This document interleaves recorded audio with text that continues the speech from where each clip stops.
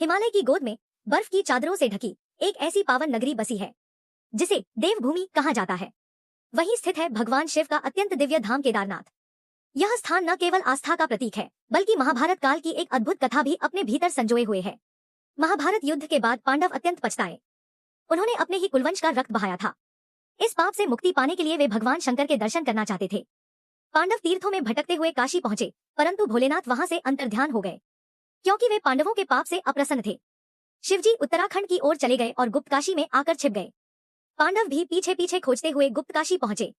जब पांडवों ने शिवजी को देखा तो महादेव ने उनका सामना न करने के लिए एक अद्भुत रूप धारण कर लिया। वे नंदी बैल का स्वरूप लेकर केदार की धरती पर चले आए। भीम ने उन्हें पहचान लिया और बैल को पकड़ने लगे।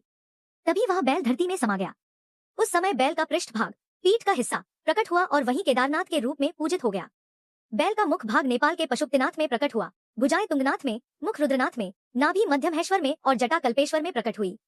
इन 5 स्थानों को मिलकर पंचकेदार कहा जाता है।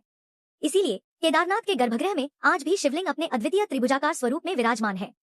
भक्त जब भी वहां पहुंचते हैं तो उन्हें केवल एक मंदिर ही नहीं दिखता बल्कि शिव के अद्भुत तप और पांडवों की भक्ति की कथा सुनाई देती है।